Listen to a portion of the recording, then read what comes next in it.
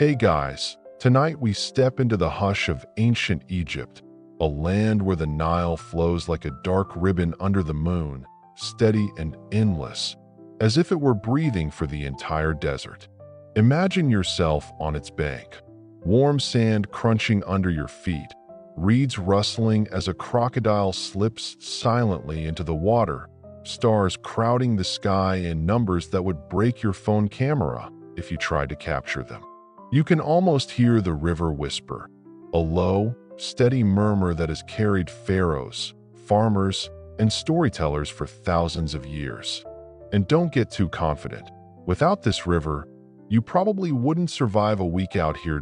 So, before you get comfortable, take a moment to like the video and subscribe, but only if you genuinely enjoy what I do here. And while you're at it, let me know in the comments where you're listening from and what time it is right now. Now, dim the lights, maybe turn on a fan for that soft background hum, and let's ease into tonight's journey together. You stand on the Nile's edge, watching its surface glow silver beneath the moonlight. The air feels soft and warm, filled with the faint scent of wet earth. The river is calm now, but you know its moods shift with the seasons. Floods in the summer months when the rains of distant Ethiopia swell it, leaving behind rich black silt that turns desert into farmland. Without these cycles, there would be no wheat, no barley, no bread or beer, the very staples of Egyptian survival. You might think of the Nile as a life support system on a cosmic scale, one that not only feeds but defines an entire civilization. The locals see the river not just as water, but as a god. Happy, the personification of the flood, is imagined as a plump, cheerful figure with blue-green skin, offering abundance with every inundation. You find it oddly comforting that people prayed to a chubby, river-shaped deity for their food, like a divine version of your friendly neighborhood delivery driver as you trail along the bank. The sand grows cooler beneath your feet. You notice how every settlement clings tightly to the Nile, almost desperate not to stray too far into the desert. Just a few steps inland, and the lush fields vanish into an unforgiving expanse of silence and rock. The river is the line between life and death, and you're walking along that thin boundary. Historians still argue whether the Egyptians mastered the river or the river mastered them. Was it careful engineering, canals, basins, irrigation ditches that allowed farming to flourish, or was it simply luck, the Nile's dependable rhythm granting prosperity? You bend down, scoop a handful of damp soil, and let it crumble between your fingers. It feels rich and alive, as if it's humming with possibility that a lantern flickers in the distance. Someone's fishing boat drifts slowly, its net dangling like a sleepy spiderweb. You hear faint singing, low, rhythmic, hypnotic, carried across the water. Fishermen hum songs that seem to blur with the rippling waves, as though the Nile itself is joining the chorus. You pause to listen, and for a moment, the present melts away. You're simply another figure standing on this riverbank, no different from a villager 3,000 years ago. But the Nile isn't always kind. Imagine the panic in years when the floodwaters don't rise high enough, when the fields wither and the granaries sit half empty. In those times, whispers of famine float through villages, and prayers to happy take on a sharper edge. And then there are years when the flood swells too high, sweeping away huts and drowning fields. A reminder that life here is never entirely in human hands. There's a quirky little detail you stumble upon. Crocodile dung was once mixed with sour milk and used as a primitive form of sunscreen. Someone, somewhere, thought smearing reptile poo on their skin was a good idea under the blazing Egyptian sun. You chuckle softly and can't help but imagine an ancient farmer, half covered in the stuff, looking smug about their cutting-edge skincare routine. Not exactly a beauty hack you'll find trending on Instagram. Further along the bank, papyrus reeds sway, tall and sharp-edged. Children weave them into mats, baskets, even toy boats. But scribes, with their careful hands and patient eyes, strip and press them into sheets of writing material. Papyrus will become the backbone of Egyptian record-keeping. Yet here, in this moonlit moment, it's just a plant rustling in the night breeze. The stars above glitter brighter than you've ever seen. Orion tilts overhead. The Egyptians called it Sa, linked with Osiris, lord of the afterlife. You imagine ancient astronomer priests leaning back on their heels, eyes squinting upward, tracing patterns, whispering connections between the heavens and their earthly king. For them, the sky wasn't just a scattering of lights. It was a calendar, a prophecy, a map of divine order. The smell of wet clay pulls you toward the river's edge again. Potters work here by day, shaping jars that will hold everything from grain to beer to sacred oils. You glance at one, half-finished, drying in the moonlight, its surface smooth and silent. These jars will outlast their makers, buried in tombs, holding offerings for spirits that still hunger in eternity. As you continue your walk, a breeze cools the sweat on your neck. It carries faint hints of lotus flowers blooming on the water's surface, their petals closing for the night. In Egyptian art, the lotus symbolizes rebirth, opening with the sunrise each morning. You feel an odd kinship with the flower, folding slowly into sleep even as the night deepens. You pause, finally, letting your gaze stretch along the endless ribbon of the Nile. It's not just water, it's time itself, flowing on, carrying you with it. Somewhere in the distance, drums beat faintly from a village festival. Dogs bark, donkeys bray, laughter rises and fades. Life here is simple and fragile, yet tied into something vast and eternal. The river murmurs again, low and steady, as if reminding you. Civilizations rise and crumble, kings come and go, but the Nile always flows on. You leave the riverbank behind, your feet brushing over dry paths that lead toward the cluster of mud brick houses huddled together like siblings against the desert's vast emptiness. These villages are modest, their walls rough but sturdy, molded from Nile mud mixed with straw, dried hard beneath the punishing sun. They look fragile, almost temporary, but in truth, many of these homes have stood for generations, patched and rebuilt by hands that know the clay's moods better than you know your own kitchen appliances. Step inside one of these homes and you duck under a low doorway into a cool, dim space. The air smells faintly of smoke and bread, with the tang of clay walls that still seem to breathe with the heat of the day. The floor is packed earth, swept carefully, and a simple reed mat lies where the family sleeps. You notice the ceiling beams made from palm trunks, still rough with bark, and above them, jars of grain tucked away like treasure. Practicality over luxury. Yet for the villagers, this is the center of the world. You brush your hand across the wall and feel its uneven texture.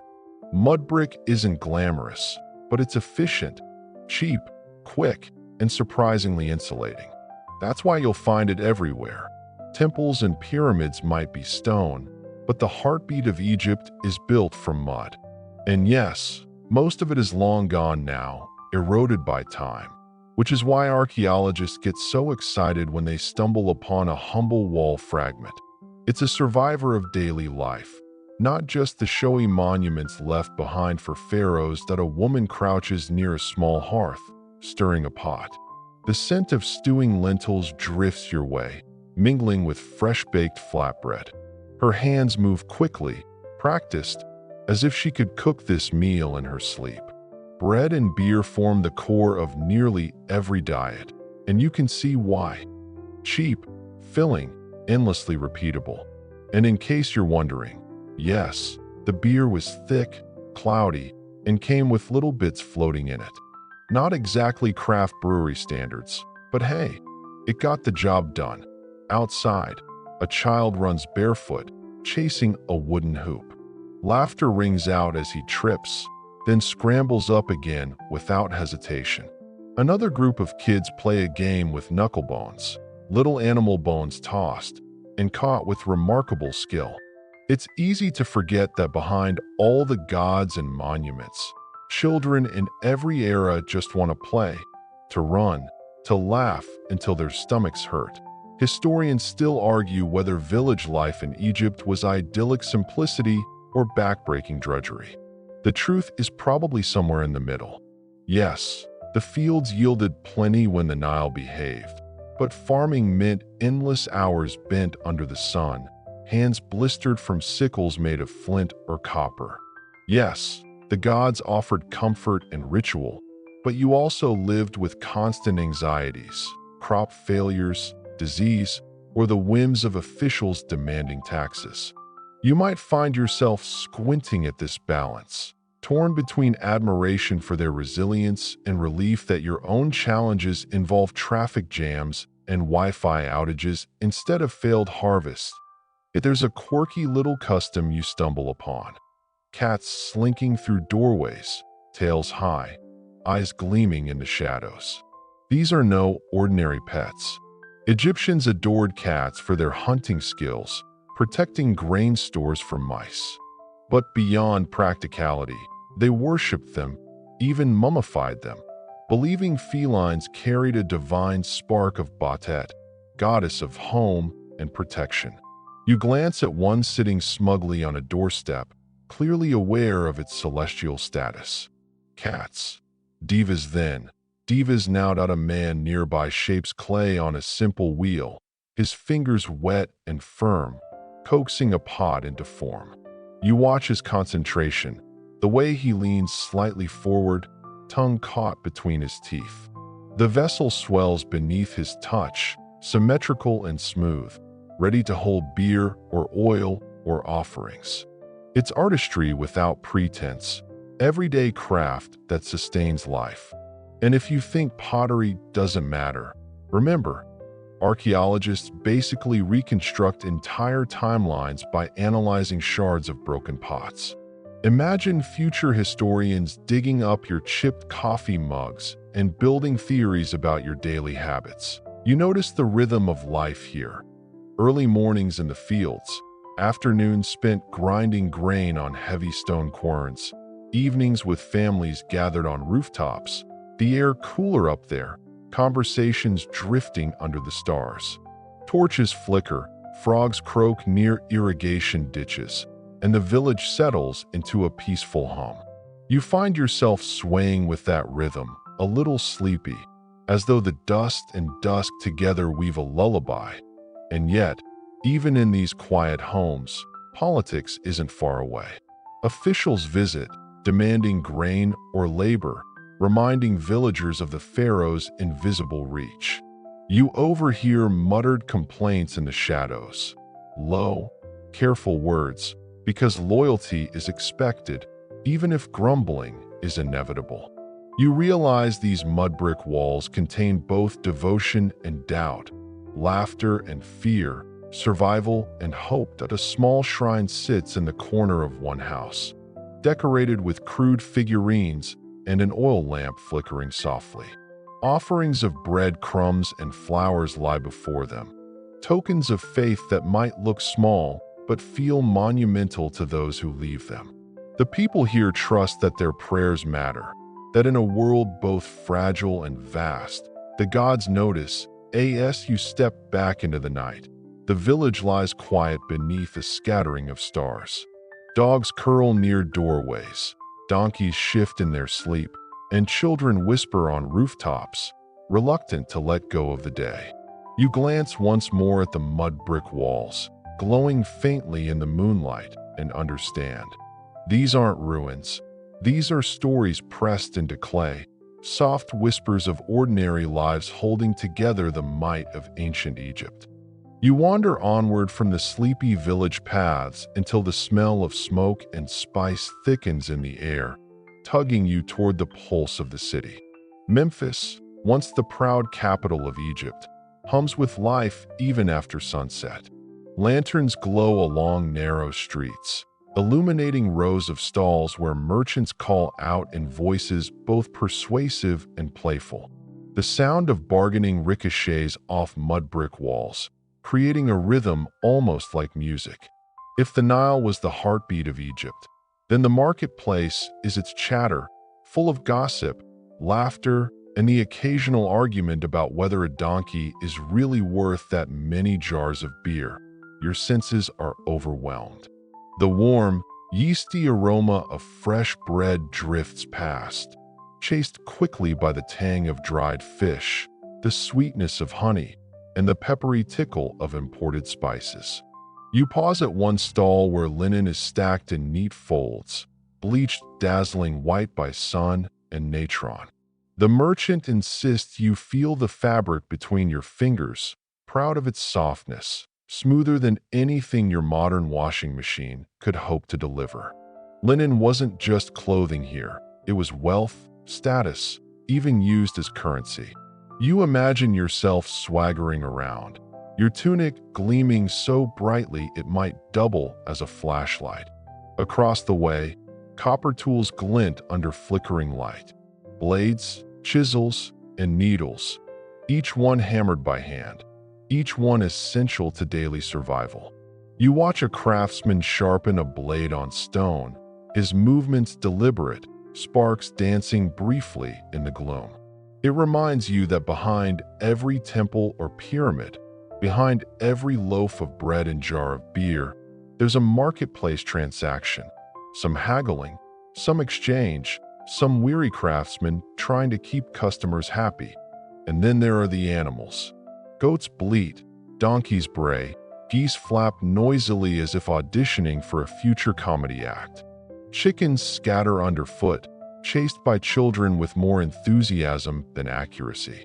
It's chaotic, but in a strangely harmonious way, each sound and smell weaving into the tapestry of daily life. Historians still argue whether Memphis was primarily a political capital or more of a sprawling commercial hub. Some say its temples and palaces dominated, while others insist trade and artisanship gave the city its true vitality. You glance around at the busy stalls and can't help but side with the latter. Politics might crown a pharaoh, but it's bread and linen that keep people fed and clothed. You pause at a curious sight: jars of cosmetics, powdered malachite and galena for eye paint. Women, and yes, men too, trace bold lines around their eyes, not just for beauty, but for protection against the glare of the sun and to ward off infection. Imagine ancient Egyptians casually inventing eyeliner as both a fashion statement and medical precaution. Sephora meets pharmacy. You consider trying a dab, but then remember how poorly you handled liquid eyeliner that one time. Best to admire from a safe distance. Nearby, a storyteller gathers a crowd, his hands painting pictures in the air as he recounts tales of gods, tricksters, and heroic deeds. Children lean forward, mouths open, while adults smile knowingly, mouthing the familiar lines. It's entertainment and education rolled into one, a way of keeping myths alive while slipping in the occasional sly moral. You think about how Netflix binges and podcast marathons are just modern echoes of this same craving, to hear stories, to be carried away, to feel connected through words. There's a quirky tidbit tucked in among the stalls. One vendor is selling amulets shaped like beetles. Scarab beetles, sacred symbols of transformation and rebirth. The creatures rolled dung into tidy balls, and the Egyptians, with their knack for finding cosmic meaning in everyday quirks, saw echoes of the sun god pushing his blazing orb across the sky. So yes, somewhere between fine linen and dried figs, you could pick up a fashionable dung beetle charm. Imagine trying to explain that as your lucky necklace in a modern jewelry store. The night deepens, but the marketplace doesn't sleep. Torches flare, shadows stretch long across the ground, and the hum of voices continues. A scribe sits cross-legged at a corner, stylus poised, offering his services to those who can't write. For a small fee, he'll draft contracts, record debts, or pen letters that carry words far beyond the city walls. You watch his careful strokes on papyrus and realize that literacy here is rare, precious, almost magical. The scribes are the Wi-Fi routers of their day, connecting everyone, even if nobody quite understands how the system works. Somewhere nearby, musicians strike up a tune with lutes, flutes, and hand drums. The melody snakes through the stalls, lifting the mood. People sway as they haggle, laughter bubbles louder, and children dance, their bare feet thumping softly against the dust. You tap your own foot, feeling the rhythm pull you in, a reminder that even in a world of survival and toil, joy finds its way. As you weave deeper into the market, you overhear snippets of gossip, rumors of new taxes, whispers about officials, speculation about whether the gods are pleased this season. In truth, the marketplace is as much about news as it is about trade. Here, villagers, artisans, and travelers mingle, swapping stories and secrets like goods. You realize you're standing in Egypt's social media feed, only without the memes and questionable life hacks. The air grows heavier as the night pushes on, smoke from cooking fires hanging low. You pull your cloak tighter, though the warmth still lingers, and glance once more at the stalls, the gleaming copper, the folded linen, the piles of garlic, the jars of honey. Everything here tells a story, not of kings or gods, but of people trying to live, to thrive, to barter their way through the uncertainties of Nile life. And as you finally step out of the crowd, the marketplace hum fades behind you, though its echoes cling like dust to your skin. Laughter, gossip, the metallic ring of coins, the promise that tomorrow it will all unfold again, just as lively, just as human. You drift away from the noisy hum of the market, your ears still ringing faintly with the chatter of merchants, until the sounds fade into a quieter rhythm, the steady scratch of reed pens against papyrus. You've stumbled into the scribe's domain, a place where words, numbers, and careful strokes shape the very memory of Egypt. The air smells of ink, sharp, earthy, a little like wet soot mixed with crushed plants. It's not glamorous, but it's the perfume of permanence that a young scribe sits cross-legged, his back painfully straight, a wooden palette on his lap. Two little cakes of black and red ink rest in shallow depressions, while his reed brush, chewed to softness, flits across a strip of papyrus like a hummingbird. You lean closer and see hieroglyphs bloom beneath his hand. Tiny owls, reeds, and little seated men lined up in precise order. To you it looks like doodles. To him, it's law, prayer, history, tax records, everything that matters. You might think, well, what's so hard about writing little bird pictures? But don't be fooled. Training as a scribe took years, beginning in childhood. Students copied signs over and over, often punished for sloppy work. Imagine being scolded not just for bad spelling, but for drawing an ibis that looked more like a confused duck. Literacy here is elite, maybe 1% of the population. Everyone else relies on these ink-stained professionals to translate their lives into marks that might outlast stone. The clack of wooden boards carries across the room as teachers drill apprentices. Copy this, they bark, handing down proverbs about obedience and hard work. One classic reads, "A scribe's work is better than hard labor in the fields." And they weren't exaggerating. Better ink-stained fingers than blistered palms. You glance outside at the farmers stooping in the sun and can't help but think, the nerds of ancient Egypt had it figured out. Historians still argue whether scribes were respected as intellectuals or resented as bureaucratic middlemen. After all, they kept tax rolls, enforced rules, and carried the pharaoh's words into villages. To some, they were guardians of knowledge. To others, glorified paper pushers. The truth, as always, lies somewhere in the smudge between. A quirky tidbit catches your eye. Mistakes weren't always erased. They were sometimes covered with little drawings or clever puns. Imagine bureaucratic doodles sneaking into official records. One ostracon, just a potsherd used as scrap paper, contains a sketch of a cat herding geese, a cheeky joke tucked into the margins of history. You can almost picture the scribe suppressing a grin as he slipped that in, proof that even in dusty offices, boredom demanded creativity. The papyrus itself fascinates you. Long, fibrous strips laid crosswise, pressed, and dried, creating a surface both fragile and eternal. Thousands of years later, you're still able to see the brushstrokes, as if the ink only just dried. Compared to your sticky notes curling off the fridge after a week, that's impressive durability. One scribe reads aloud as he writes, his voice low and melodic, giving weight to the words, a hymn praising Ra as he sails the sky. Another records grain tallies with clipped efficiency, the ancient equivalent of Excel spreadsheets. You realize you're surrounded by Egypt's data centers, its storytellers, its memory banks.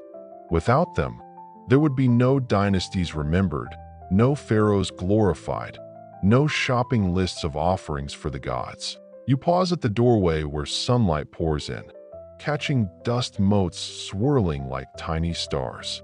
Outside, a procession of priests passes, chanting, their words carefully scripted on scrolls held high. The link between scribe and temple is tight. Writing isn't just practical, it's sacred. The gods themselves are believed to have given hieroglyphs as a divine gift, the invention of Thoth, ibis-headed lord of wisdom. Every sign on papyrus is not just a note, it's a sliver of divine language. And yet, practicality intrudes. A woman steps in, holding a basket of onions, asking the scribe to draft a marriage contract. Another man wants his will recorded, specifying exactly who gets his donkey when he dies. Daily life preserved in ink, as fragile as papyrus, yet somehow stronger than stone. The room grows warm, the air heavy with concentration. You hear the soft swish of brushes, the faint hum of memorized lines, the occasional sigh of frustration. Time seems slower here, stretched out into careful strokes. You can't help but yawn, lulled by the rhythm of repetition. Still, your attention is caught by a boy in the corner, struggling with his lesson. His hieratic script, a faster, shorthand version of hieroglyphs, leans drunkenly, letters collapsing into each other. The teacher scowls, raps his board, and mutters. But the boy only grins sheepishly, as if he knows that someday his scribbles might still outlast kingdoms. And who knows, maybe one of those crooked lines will end up puzzling a future archaeologist for decades. As you step back into the light, papyrus scrolls rustle behind you like soft whispers. The Nile may carry life, the markets may feed the body, but here, in ink and scroll, Egypt remembers itself. And you, trailing away, realize that memory is the most fragile and most enduring treasure of all. The hush of papyrus and ink fades as your steps carry you toward shadows much taller than any mud brick wall. Ahead, looming against the pale sky, rise the pylons of an Egyptian temple. Massive stone gateways that dwarf you so thoroughly you half expect to vanish into their cracks. The walls glow golden in the sunlight, their surfaces carved deep with rows of hieroglyphs. Gods frozen mid-stride, pharaohs larger than life, smiting enemies with a vigor that makes you wonder if ancient artists ever met a proportion chart. You slip beneath the colossal lintel, into the cool gloom of the temple's first courtyard. The shift is immediate. Hot desert air replaced by incense smoke. faint chanting echoing from somewhere ahead. The air vibrates faintly, not from noise but from a sense of weight, political, spiritual, cosmic. Temples weren't just holy sites. They were the administrative centers, treasuries, and powerhouses of Egypt. Think of them as part church, part government office, part vault, with just a dash of Broadway spectacle. Priests in starched white linen shuffle past, carrying trays of food, flowers, and fragrant oils. Their shaved heads gleam under torchlight, their expressions calm but sharp. You sense quickly that this is less about personal devotion and more about performance, a ritual staged daily to keep the universe itself from wobbling off balance. The Egyptians called it Ma'at, order, harmony, justice. And these endless rituals were like software updates for the cosmos, preventing chaos from crashing the system. You wander deeper, the hieroglyphs on the walls glowing faintly as your fingers trace their grooves. They tell stories. The pharaoh, chosen of the gods, offering gifts to Horus, to Hathor, to Ammonius. The message is simple but effective. Pharaoh and gods are besties, and you, the viewer, should be impressed. Historians still argue whether these temples truly reflected mass devotion or whether they were more like propaganda machines, reminding every visitor exactly who ran the show. The chanting grows louder as you near the hypostyle hall. Columns as thick as tree trunks tower above, their capitals blossoming like papyrus and lotus. You crane your neck until it aches, trying to see the painted ceilings, blues and golds depicting stars and winged vultures, guardians soaring overhead. Light slants through narrow gaps, catching in the haze of incense, turning the whole hall into a dream. It's overwhelming, designed to overwhelm, to shrink you into submission before the gods and their royal representative. The sanctuary's threshold. Only priests may pass, but you linger at the doorway. Within lies the sacred bark, a gilded shrine resting on a boat-shaped platform. Inside the shrine, hidden from almost all eyes, is the cult's statue of the god. You'll never see it, but you can imagine, small, precious, radiating presence. Each morning, priests bathe the statue, dress it in fresh linen, and present it with food and drink. A divine spa routine, if you will. Somewhere in the back of your mind, you wonder whether the god ever got tired of the same menu: bread, beer, meat, repeat. Outside, temple life spills into daily business. Storerooms overflow with grain, oil, and livestock, taxes collected in the name of the gods, redistributed by the priesthood. Officials tally offerings, scribes record transactions, guards watch the gates. The temple isn't just holy ground. It's the beating economic heart of Egypt. Workers depend on its rations, festivals depend on its planning, pharaohs depend on its legitimacy. You can almost hear the unspoken mantra. Keep the gods happy, keep the state happy. There's a quirky tidbit tucked in the margins of this grandeur. Some temples had sacred lakes where priests bathed ritually. These pools were sometimes home to fish considered holy, never to be eaten. Imagine guarding a temple pond stocked with divine carp. No fishing allowed. These guys are on the payroll of Ammonius. The festival season transforms this solemn atmosphere into carnival. You step back outside and catch echoes of such celebrations. Statues carried aloft on shoulders, paraded through the streets amid cheers, dancers spinning, musicians hammering drums and strumming harps. The air bursts with beer foam, roasted meat, and perfume. For common Egyptians, these rare festivals were moments when gods left their shadowy sanctuaries and joined the crowd. It was both faith and entertainment, sacred and rowdy. Like if your local parade came with the genuine promise of cosmic renewal. You pause in the temple's outer court, gazing back at its massive pylons. They're painted once, bright as carnival posters, though time has scrubbed them to stone. The images shout the same message. Egypt is strong. Egypt is eternal. Egypt is blessed by the gods. But you, standing here in the warm silence, sense something else too. The quiet labor, the endless ritual, the human effort required to make eternity look effortless. The gust of desert wind sweeps through the courtyard, rattling palm fronds and scattering dust. You breathe it in, half incense, half sand, and realize the line between politics and piety here is as thin as papyrus. Pharaohs leaned on temples to project divine favor. Priests leaned on pharaohs to justify their rituals. And somewhere in the middle, ordinary Egyptians stood, watching, worshiping, sometimes believing, sometimes doubting. You step back into the sunlight, the colossal walls at your back, and the temple shrinks behind you only in distance, never in memory.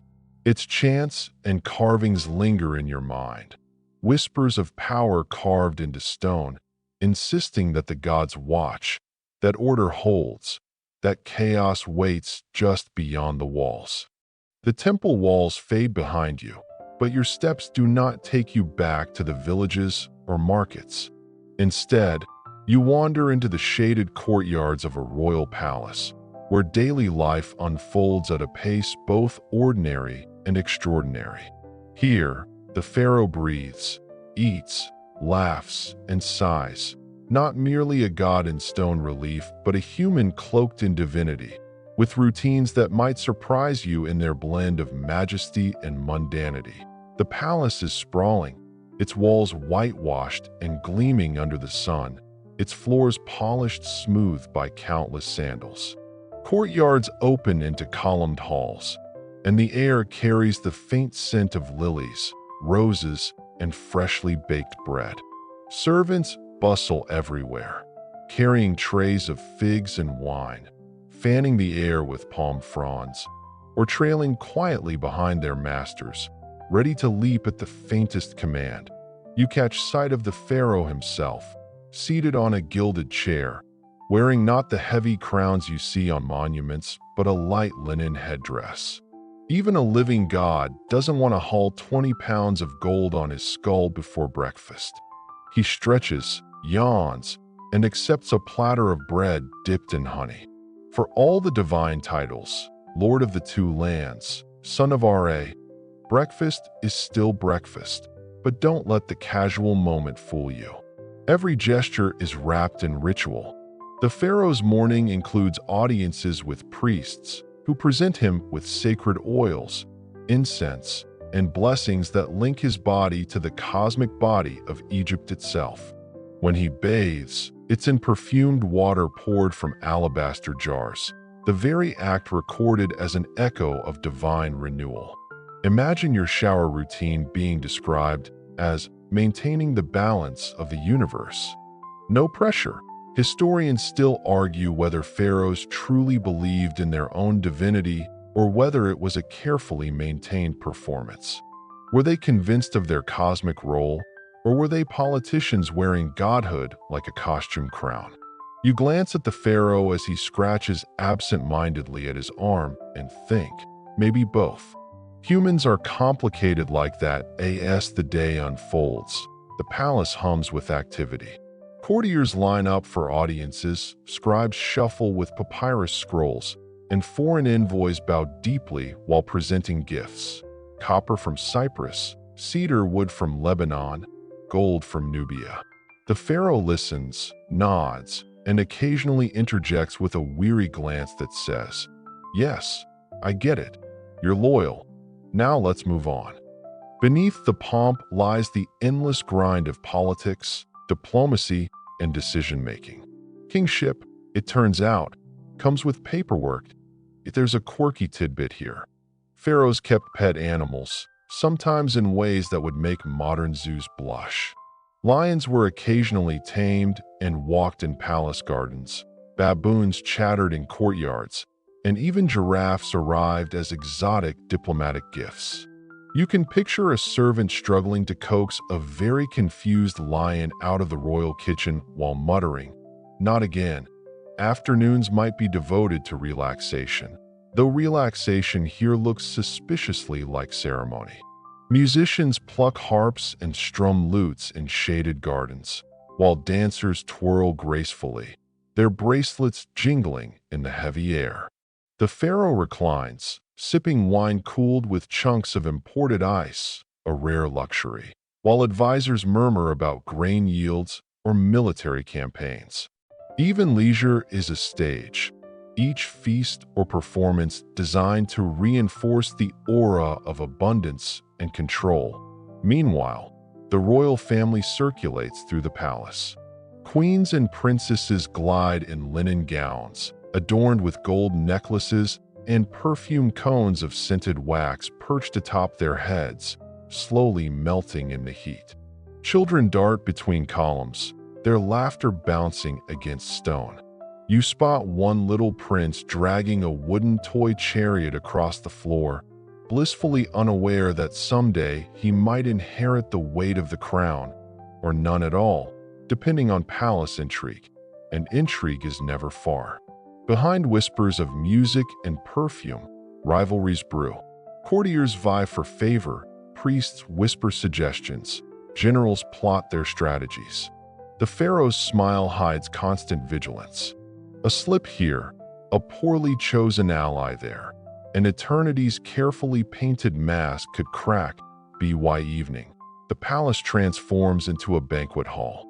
Long tables groan under roasted duck, spiced beef, bowls of figs, pomegranates, and heaps of bread. Beer flows freely, wine even more so. Guests recline on mats, plucking morsels with their fingers, wiping greasy hands on linen napkins. Musicians return, louder now, joined by clapping rhythms and dancers spinning with abandon. The atmosphere is thick with laughter, sweat, and smoke. One guest leans too far into his wine, tilts backward, and lands flat with a thud. Everyone laughs, including the pharaoh, who raises his cup in amusement. You realize that even in gilded halls, humans are still humans, drinking too much, telling jokes, flirting in corners. Eternity may demand solemn rituals, but the present always finds space for mischief. Later, when the torches burn low, the pharaoh retreats to private chambers. Servants draw curtains, the day's makeup is washed away, and the divine ruler of Egypt becomes, for a few hours, just a person in need of sleep. Perhaps he dreams of gods, or perhaps he simply dreams of silence, free from endless ceremony. You'll never know, because the palace quiets, its hum dimming until only the distant chirp of crickets remains. You step outside under the night sky, the stars spread wide above the whitewashed walls. Behind you, the pharaoh sleeps, a mortal wrapped in divine trappings. Ahead lies a world that depends on his wakefulness, his image, his illusion of control. And you, walking into the cool night air, can't shake the thought. Beneath the crowns and titles, pharaohs were as human as the farmers along the Nile, just with better jewelry and much higher stakes. The cool night of the palace gives way to the slow burn of dawn, and your steps lead you toward a quieter corner of Egyptian life. The scribes, the ones who weave the pharaoh's world into ink and papyrus. Without them, Egypt's grandeur would crumble like sand castles at high tide. You might think a scribe's life sounds dull, sitting cross-legged, brush in hand, scribbling for hours.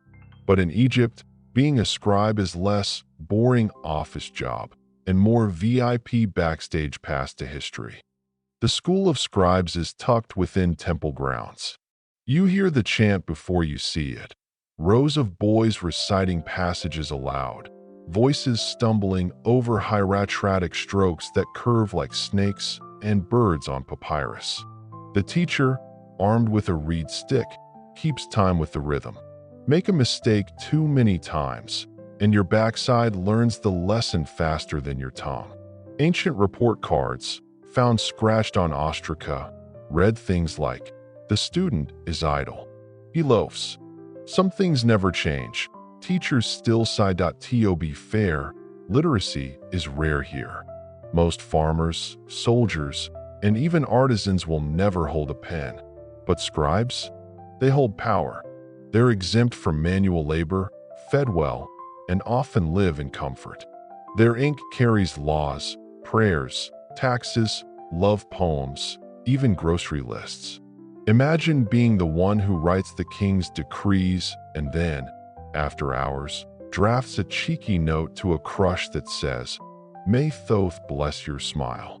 Historians still argue whether scribes exaggerated their importance in the famous satire of the trades, where one scribe gleefully describes every other job, bricklayer, farmer, fisherman, as misery compared to the elegance of writing.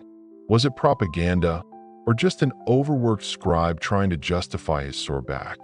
Either way, it worked. Scribe schools flourished generation after generation.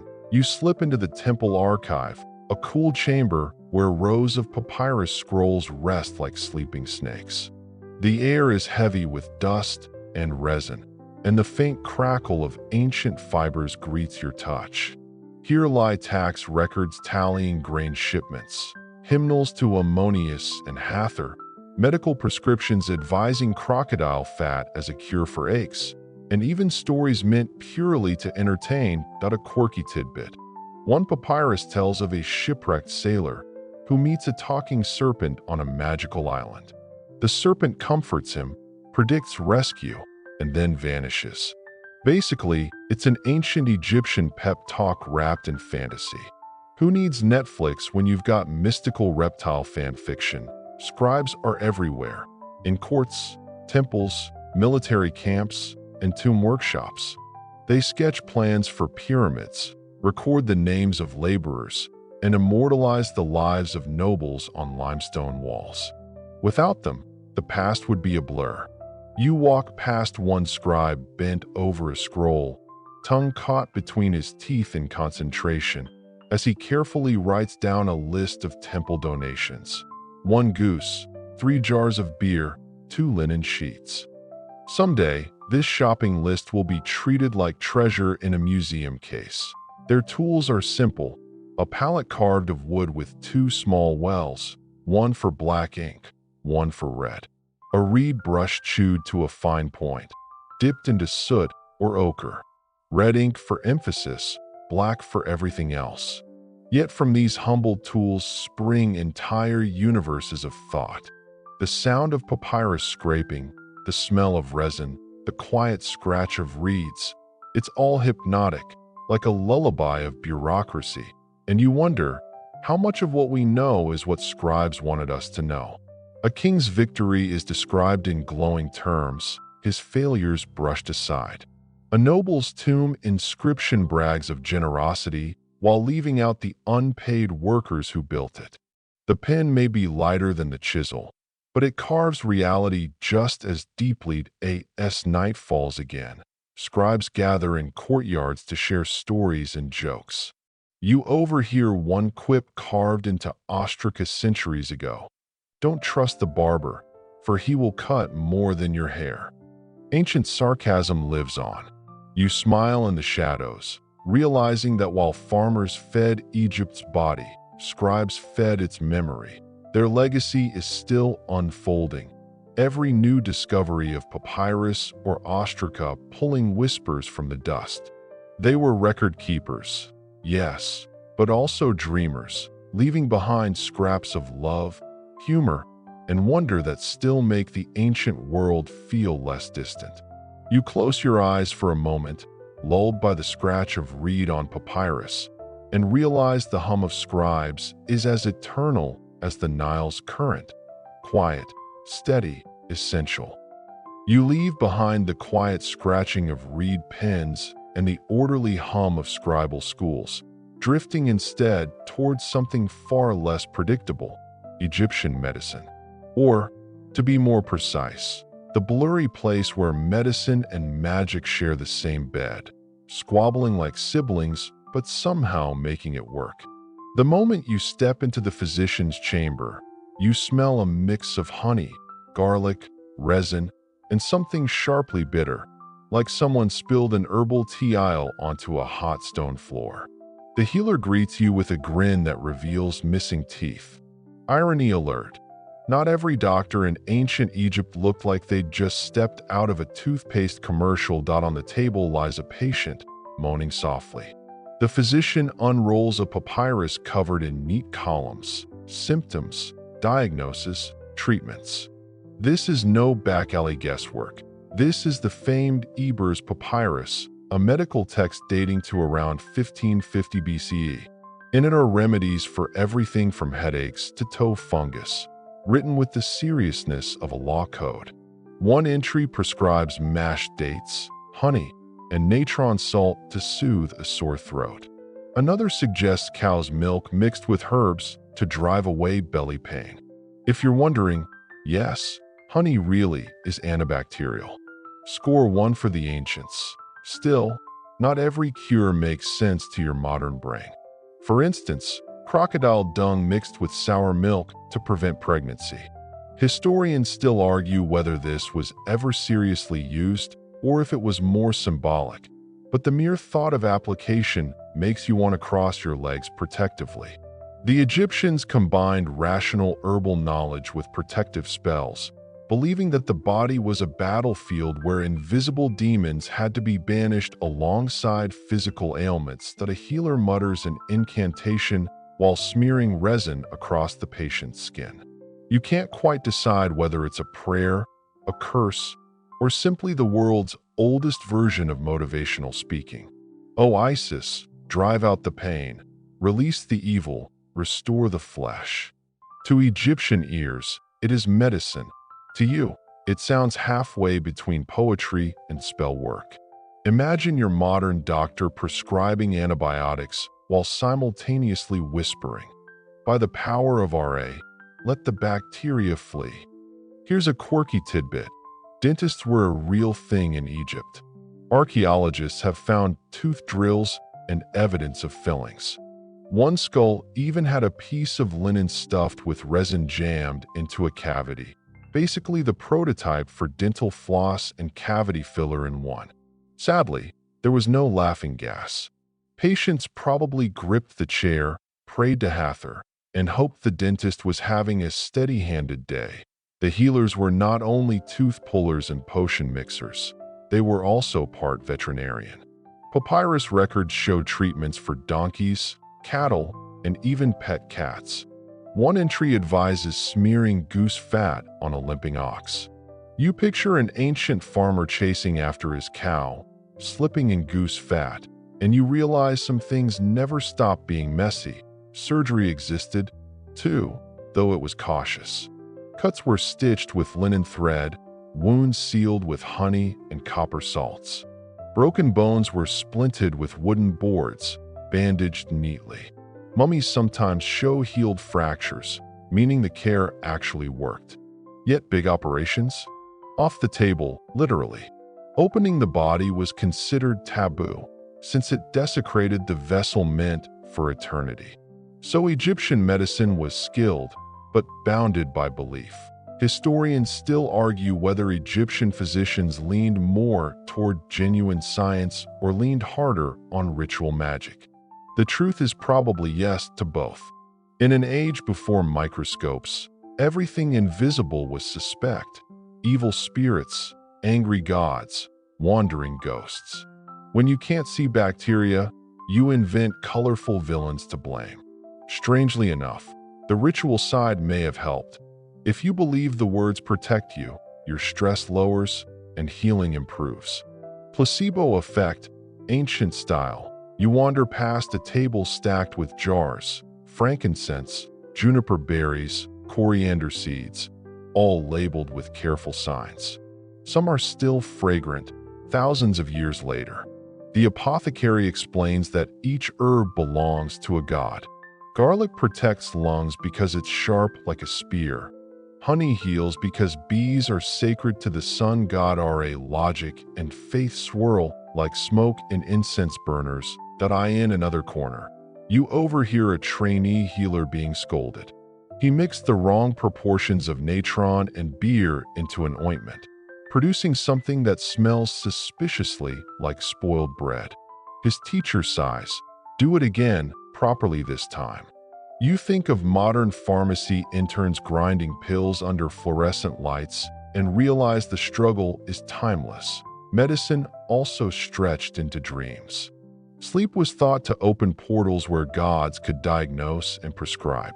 Temples had sleep chambers where the ill would rest, hoping for divine messages. One priest writes down a patient's dream of a falcon flying overhead, interpreting it as Horus granting strength. You imagine a doctor today telling you, "Ah yes, your dream about a penguin means you need more vitamin D." The healer waves you toward a small shrine. Inside, figurines of Bes, the dwarf god of households, stand grinning. Mothers prayed to him for protection during childbirth, a dangerous ordeal where survival rates were grim. To ease labor, women squatted on special birth bricks painted with images of Hathor, goddess of motherhood. The combination of squat position, midwife assistance, herbs, and whispered charms was as advanced as obstetrics got for centuries, but a quirky papyrus fragment even preserves a love spell disguised as a medical remedy. Mix crocodile heart with honey, whisper the beloved's name, and she will be yours. Whether it worked is questionable. But hey, modern dating apps aren't foolproof either. By now.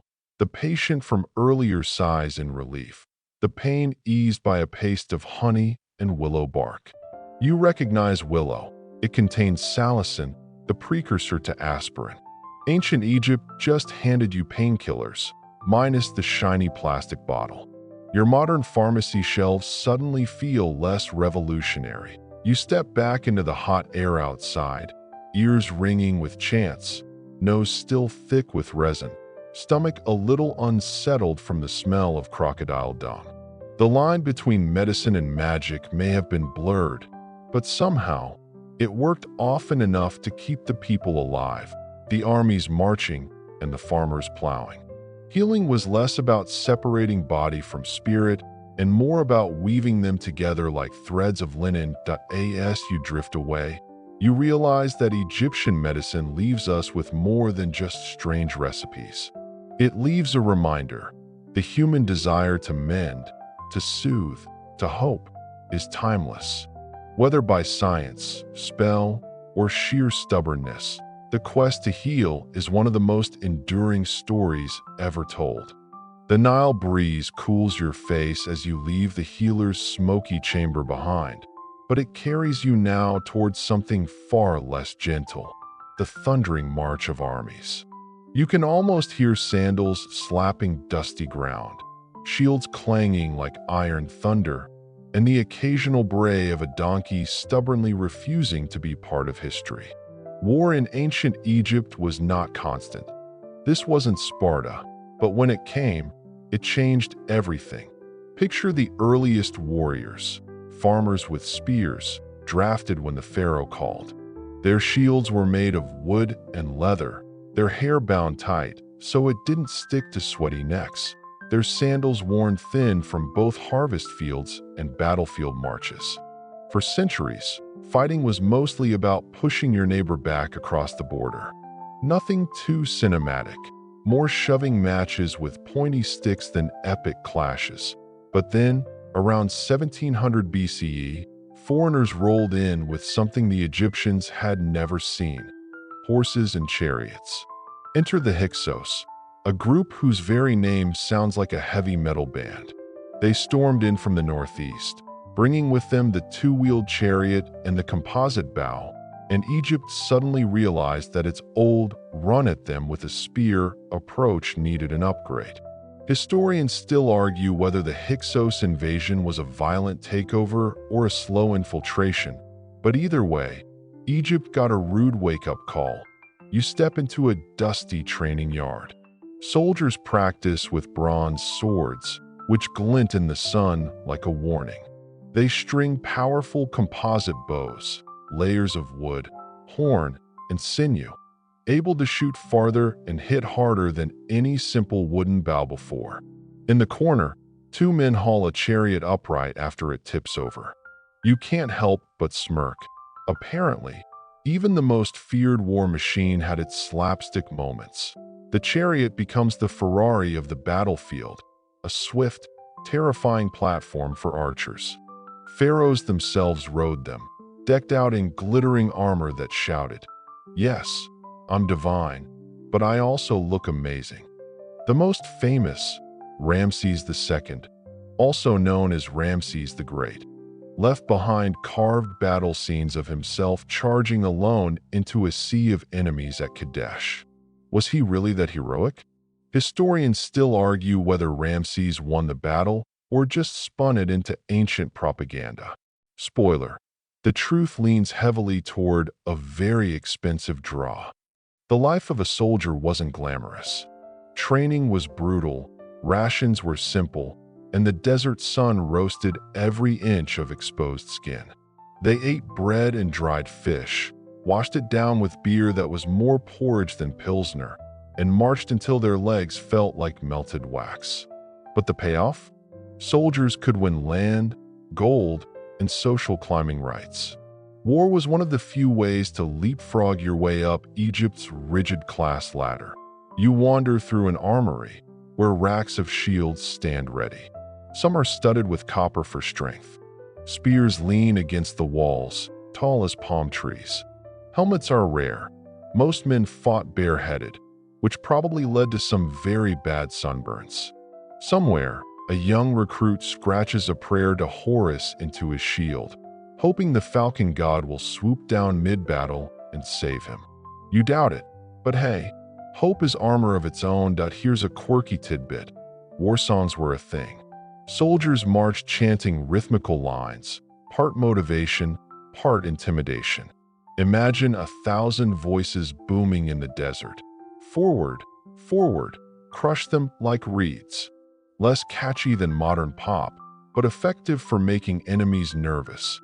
Egypt also used psychological warfare. Captives were paraded back to show the pharaoh's power.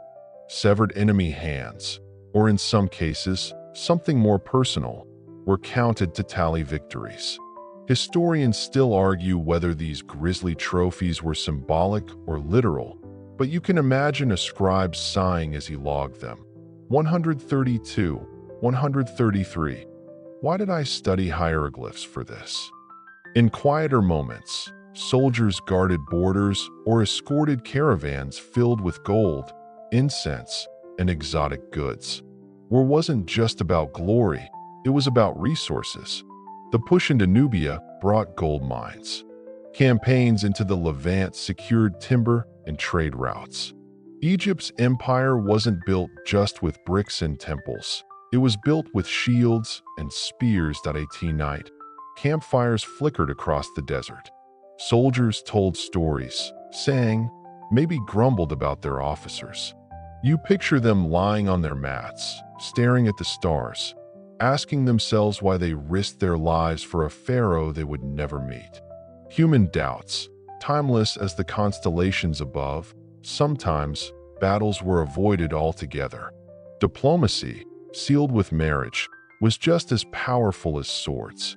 Pharaohs married foreign princesses, weaving alliances like linen threads. One letter from a Babylonian king grumbles, "Why won't you send me a princess in return?" Egypt, smugly, never did.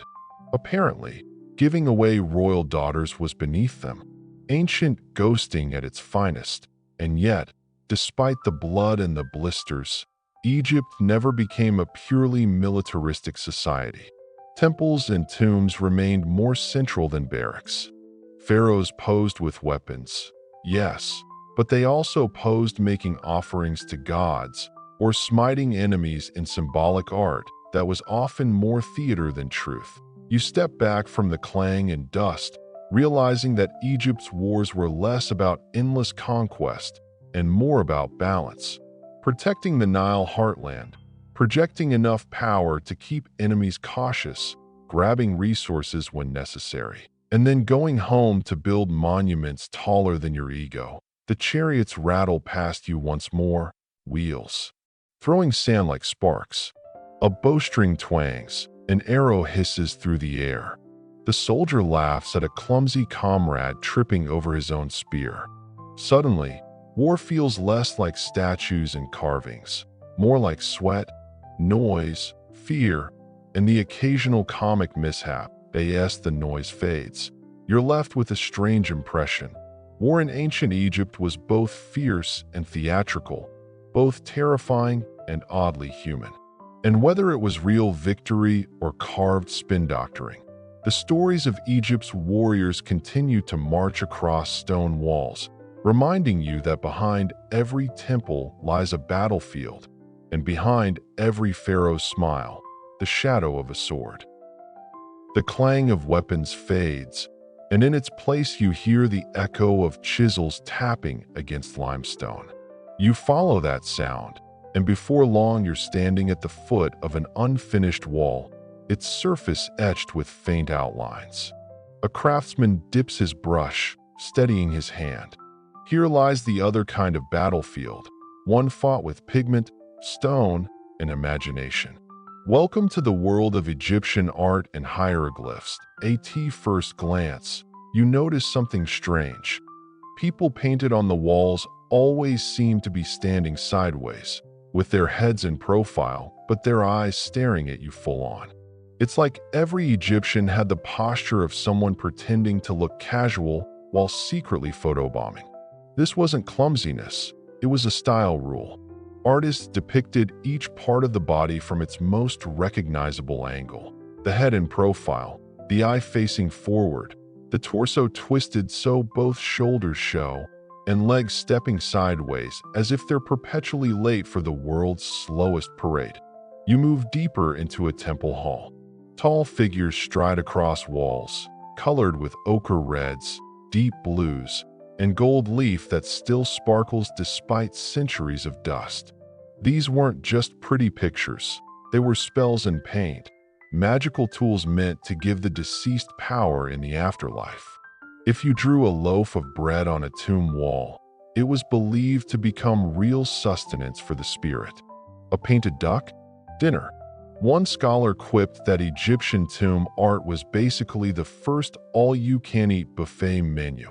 Hieroglyphs wrap around these images like ribbons of sound frozen in stone. You run your hand close to them, tracing falcons, eyes, beetles, and reeds. The word hieroglyph means sacred carving, and it was no exaggeration. Each symbol could stand for a sound, an idea, or even an entire word. But here's the kicker. Only a small slice of the population could actually read them. Scribes were rock star elites, trained for years, prized for their skill, and the writing wasn't just limited to stone. Papyrus scrolls, made from the pith of the papyrus plant, unrolled with neat black columns, sometimes accented with red ink for emphasis. You picture an apprentice scribe hunched over his work, ink smudging his fingers, muttering curses at a stubborn reed pen.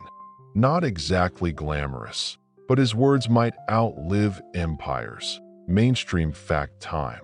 The Rosetta Stone, discovered in 1799, became the key to unlocking these sacred squiggles. It carried the same text in Greek, Demotic script, and hieroglyphs. Enter Jean-François Champollion, who cracked the code in 1822, giving modern historians a voice from a silent past. Without that breakthrough, much of what you're imagining right now would still be locked away. Quirky tidbit? Hieroglyphs weren't always solemn. Some graffiti survives, scrawled by bored workers and cheeky visitors. One carving in a tomb reads something along the lines of "Nebra was here." Another includes doodles of animals acting like humans. Think of them as the ancient equivalent of meme culture. Proof that even in a land of gods and pharaohs, people still got restless and silly. Historians still argue whether certain wall scenes were literal snapshots of daily life or entirely symbolic. That cheerful painting of fishermen catching tilapia, was it a record of a favorite hobby, or just a metaphor for abundance? Maybe both. The uncertainty makes every image a puzzle, whispering multiple truths. Your eyes drift upward to painted ceilings where stars gleam across deep blue backgrounds. They weren't just decorative, they were maps, prayers, a reminder that the sky itself was part of eternity. Some ceilings even depict Nut, the sky goddess, arched protectively over the world like a cosmic yoga stretch. You half expect her to exhale, and the whole temple would wobble. The scale of this art is staggering. Imagine being one of the workers on scaffolding inside Karnak, balancing with buckets of pigment, sweat dripping into your eyes, painting a pharaoh's chin for the 10th hour straight. There's dedication, and then there's my neck is permanently tilted back dedication. And yet, the artists themselves rarely got credit.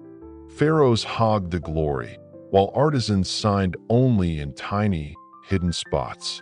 The famous Valley of the King's tombs were decorated by teams who lived in Deir el-Medina, a workers' village that has given us more information about daily life than royal palaces ever did. Letters, jokes, even laundry lists. Proof that behind every golden wall painting were ordinary people who had to eat dinner, complain about their bosses, and hope payday came on time. Art wasn't static. Over centuries, styles shifted. The most radical change came under Pharaoh Akhenaten, who ditched the usual stiff, idealized poses and ordered everything drawn more naturally. Suddenly, royal family scenes showed affection, kids clambering onto their parents' laps, bellies rounding, jaws elongated. To modern eyes, it looks fresh, even avant-garde. But to traditional Egyptians, it was shocking. Historians still argue whether this style was meant as religious propaganda or simply the pharaoh's quirky taste. Either way, after his reign ended, artists went right back to the old style, as if saying, "Yeah, that was weird. Let's never do that again." As you drift along these walls, it's impossible not to marvel at the endurance of color, line, and story. Unlike the fleeting clamor of war, art held a timeless quality, a determination to freeze life at its best and brightest, and to gift it to eternity. Even their jokes, scratched in hidden corners, speak louder than thousands of silent statues as, "Oh, here you are." In a land where every picture is a prayer, every word is a charm, and every brushstroke is a promise that life, in some form, continues. You almost want to add your own doodle, something small, just to whisper across time, "You were here." But maybe your presence is already inked, not in pigment, but in memory, carried forward as you step softly past falcons and eyes and the endless march of painted feet. The paintings fade behind you, but their colors still hum in your mind like afterimages. Now the sound shifts again, not chisels, not laughter, but the measured chant of priests. You follow it into a dim hall where incense curls lazily in the air, and suddenly you're wrapped inside the hidden world of Egyptian religion and magic. It wasn't just temples and tombs that carried the sacred. For Egyptians, the divine leaked into everything: bread, beer, Nile floods, even the way cats twitch their whiskers. You stand amid towering statues of gods with animal heads, each one radiating a different vibe. There's Ra, falcon-headed, with his sun disk blazing like an eternal spotlight. There's jackal-headed Anubis, guardian of the dead, who you imagine would be very good at sniffing out whether you forgot to do your homework. Mainstream fact first, the pantheon was crowded, with over 2,000 gods recognized at various times. That's a lot of divine egos to keep track of. Some deities were local celebrities, worshipped only in one city. Others went national, like Isis, whose cult later spread across the Mediterranean. And then there's magic, Heka, as the Egyptians called it. Unlike in modern fantasy, Heka wasn't about wizards waving sticks. It was a fundamental force of the universe, the glue that made the sun rise and crops grow. Priests used spells to protect tombs, heal the sick, or summon blessings. Ordinary folks weren't left out either. Amulets shaped like scarabs, eyes, or tiny gods dangled from necks and wrists, warding off bad luck. You can almost picture a mother in Thebes scolding her child. "Don't forget your amulet, or the demons will nibble your toes." A quirky tidbit: the Egyptians even had spells for dealing with pesky crocodiles. One papyrus instructs you to recite a chant while sprinkling special herbs. Basically the ancient version of Shu, reptile, Shu. Whether the croc listened is another matter entirely. But here's where things get misty. Historians still argue whether the elaborate Book of the Dead spells were actually used in daily rituals or just written for burial purposes. Were people constantly whispering magic around their houses, or was most of it saved for big ceremonies? The line between faith and practicality blurs in a haze of incense. You walk past a shrine, and on it rests a statue of a god, not huge and towering but small, portable. Temples often kept their gods' images tucked away, hidden from casual eyes, brought out only during festivals. Imagine the excitement of seeing your city's god paraded down the streets once a year, carried on a bark-shaped litter, while crowds cheered and musicians drummed. It wasn't just pageantry, it was proof the god was still paying attention. Religion was woven into politics too. Pharaoh wasn't just a king, he was a living link between gods and humans. His daily rituals weren't optional. Each morning, priests washed, dressed, and fed statues of the gods on the pharaoh's behalf, offering food that was symbolically consumed. Afterward, they themselves ate it, proof that being pious sometimes came with free lunch. You notice a priest figure with a shaved head and linen robes. He carries a sistrum, a rattling instrument used to wake the gods with gentle jingling. The idea of shaking a divine alarm clock feels both reverent and slightly funny. What if RA rolled over and hit snooze? But not all rituals were gentle. Some involved slaughtering symbolic animals or smashing red pots painted with enemy names, acts meant to annihilate chaos itself. Egyptians viewed the world as a constant tug-of-war between order, ma'at, and disorder, embodied by the serpent Apophis.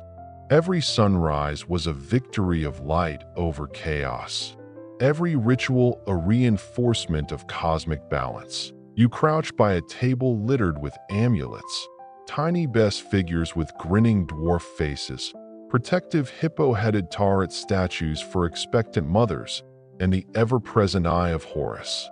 Each trinket hums with belief. Imagine the comfort of sleeping with one beneath your pillow, convinced it could keep nightmares at bay. And yet, beneath the solemnity, there was humanity. In Deir el-Medina, workmen left behind ostraca, scraps of limestone, covered with love spells, jokes, even insults. One reads like a schoolchild's desperate crush note. If only she would look at me, then my heart would blossom.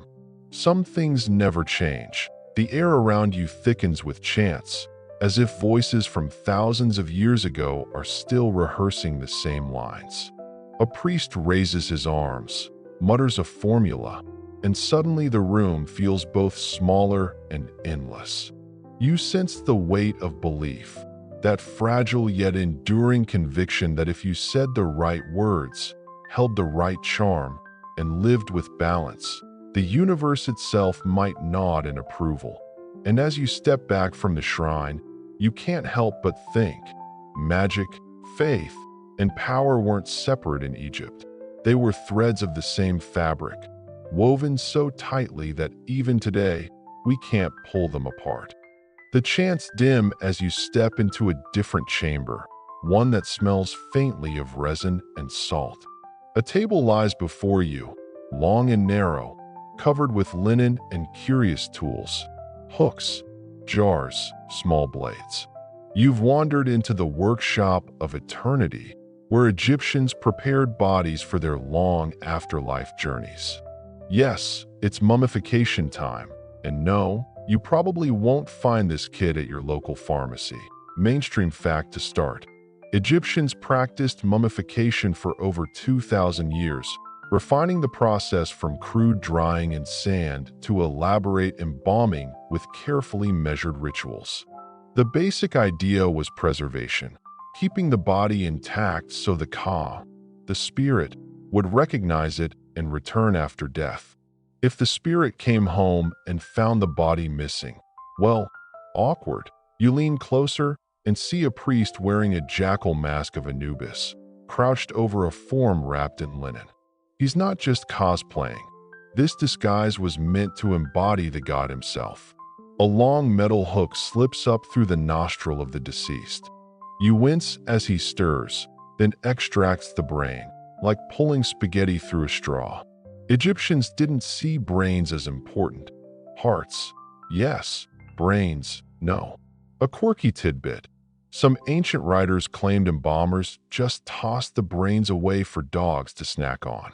Imagine explaining that at a dinner party. The next steps involve delicate work, removing internal organs, drying them with natron, a natural salt, and placing them in canopic jars guarded by 4 sons of Horus. Each son had a different animal head: human, baboon, falcon, jackal. You can picture a priest muttering, "Falcon head gets the intestines, right? Don't mix them up, or the afterlife paperwork gets messy." Historians still argue whether every Egyptian could afford the full deluxe package or if simpler burials with minimal preservation were more common. Evidence suggests there were tiers, like an ancient funeral plan menu: gold package with gilded mask, silver with decent wrappings, or budget-friendly, natural mummification courtesy of desert sands. The smell of resin grows stronger as embalmers coat the body, layer after layer, wrapping linen strips dipped in oils.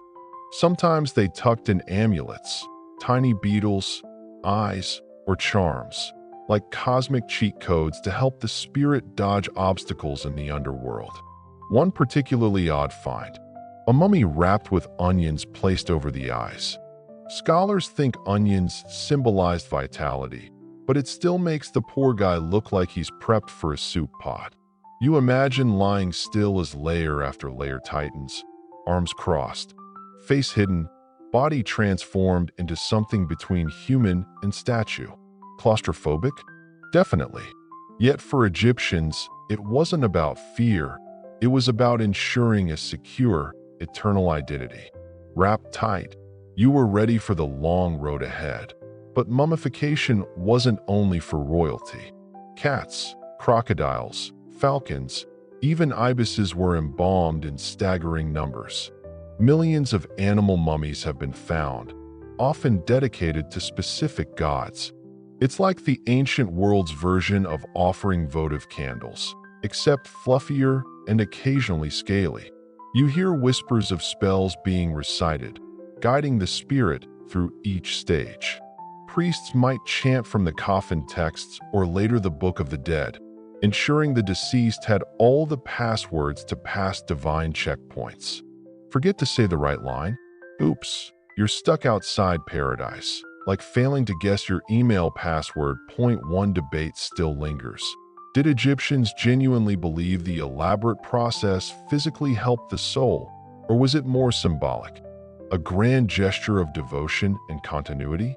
Scholars pore over papyri, but answers remain slippery, wrapped tighter than any mummy. You glance around at shelves of canopic jars, each carved with serene animal heads, watching you with calm, eternal stares.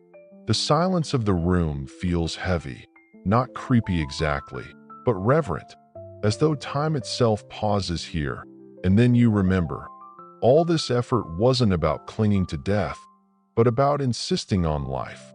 Life unending, life renewed. Every linen strip, every jar, every whispered spell was a thread woven into the fabric of eternity. You step back, the scent of resin lingering in your hair, and the soft rattle of wrappings following you like the brush of ancient fingers. The air outside feels different, lighter, almost uneasy. You've wandered far from embalming rooms and tombs into a city reshaped by ambition. The sun blazes hotter than usual, or maybe it just feels that way because of one man's gamble. His name? Akhenaten.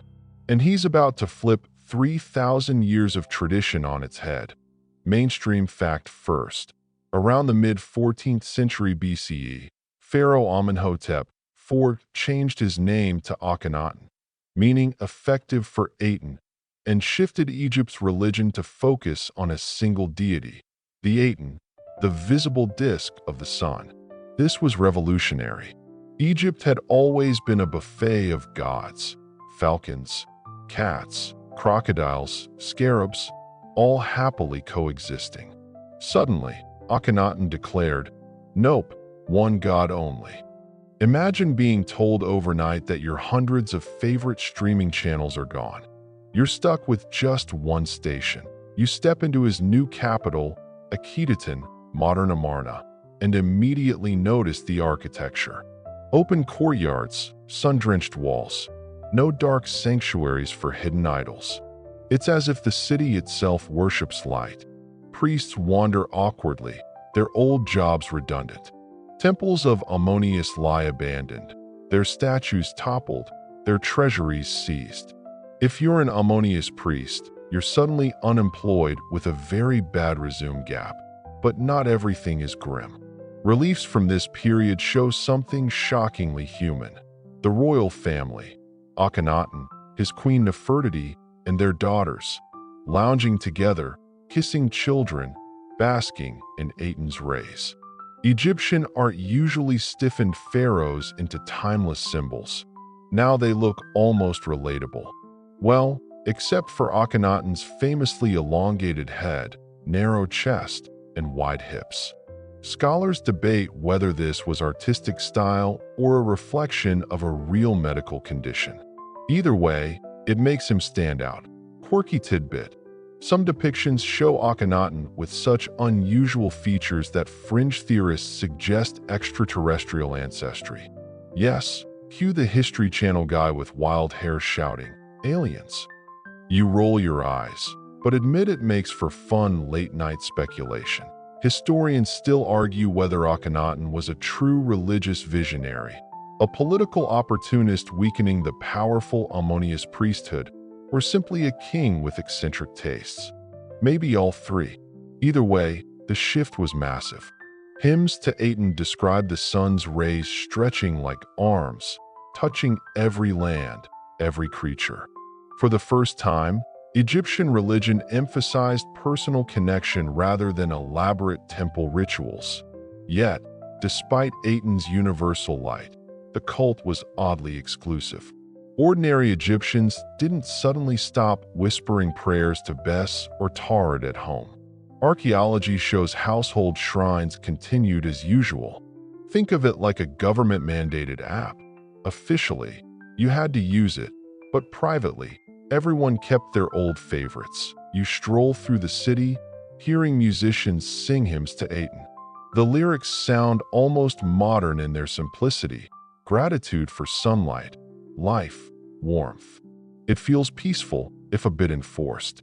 Guards stand nearby, reminding you that dissent is unwelcome, but nothing in Egypt lasts forever. After Akhenaten's death, his reforms crumbled quickly. The boy king Tutankhaten, yes, that Tut, changed his name to Tutankhamun, restoring Ammonius worship. The old gods rushed back like guests storming a reopened buffet. Akhenaten's city was abandoned, his statues smashed, his memory erased so thoroughly that later Egyptians barely remembered him. For them, this sun-obsessed pharaoh was a heretic, a blip in a long tradition of many gods. And yet, you can't help but wonder, what if it had lasted? What if Egypt had embraced monotheism centuries before it spread elsewhere? Historians still debate how much Akhenaten's ideas influenced later faiths, or whether the connection is just coincidence as you leave Amarna. the sandstone walls already crumbling. You glance back at the wide avenues flooded with sun. The Aten shines overhead, indifferent. Dynasties rise, reforms collapse, but the sun just keeps blazing, the same disk Akhenaten adored. Alexandria greets you with sea salt breezes and marble gleam. The city hums with voices in Greek, Egyptian, and a dozen other tongues, a cosmopolitan jewel at the Mediterranean's edge. Yet beneath the polished surface lies tension, because here walks Cleopatra VII, the last of the pharaohs, the queen who will become both legend and cautionary tale. Mainstream fact first. Cleopatra ruled from 51 to 30 BCE, not as some exotic beauty conjured by later artists, but as a shrewd strategist fluent in several languages. Unlike most of her Ptolemaic predecessors, she bothered to learn Egyptian, speaking directly to her people.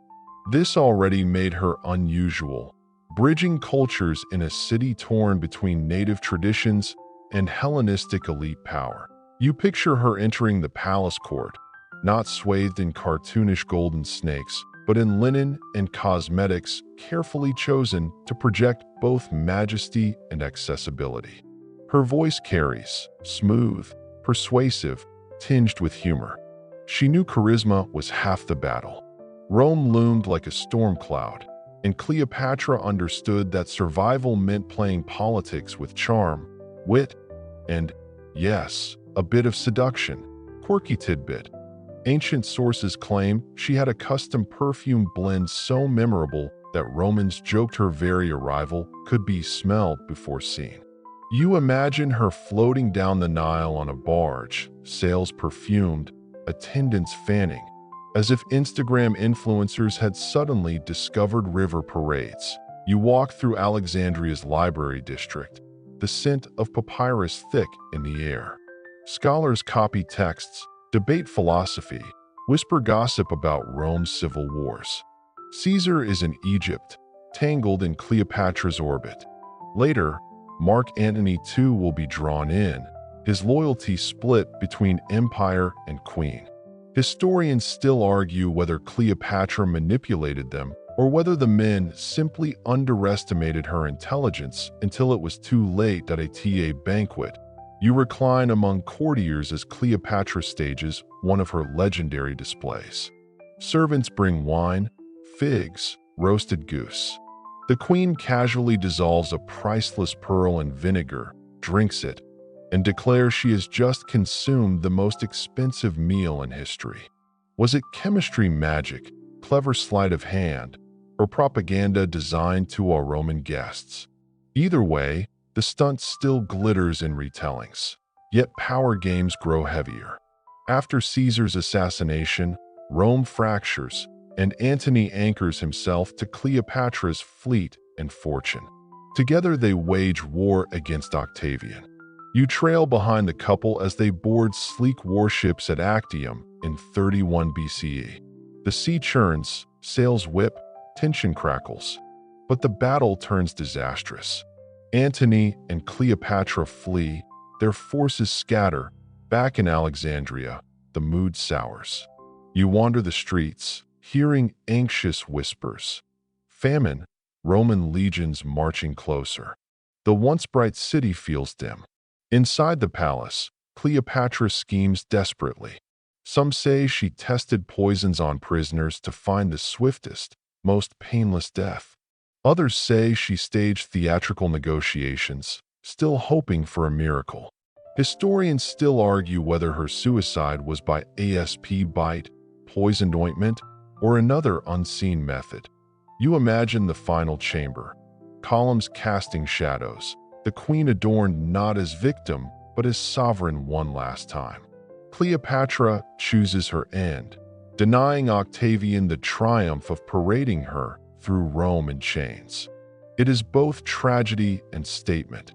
Egypt's independence dies with her, but her legend endures. Outside, Alexandria falls silent under Roman rule. The Ptolemaic dynasty ends, but Cleopatra's name lives, embroidered into plays, paintings, films. Even now, people still argue whether she was temptress, patriot, or visionary. Probably all three, depending on which camlet angle you preferred. As you drift away from the harbor, waves lap against stone.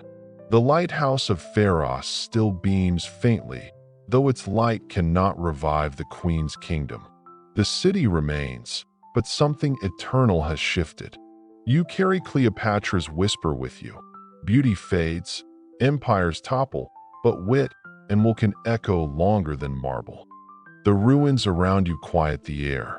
The Nile murmurs distantly, waves licking broken stone, while shards of statues lie scattered like tired guardians.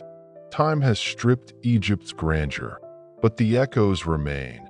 You can almost hear temple drums, priestly chants, merchants bargaining, children laughing in courtyards long since swallowed by sand. The ancient whispers never entirely die. Mainstream fact. Even today, much of Egypt's heritage endures in visible monuments. The Great Pyramids, the temples at Luxor, the Valley of the Kings.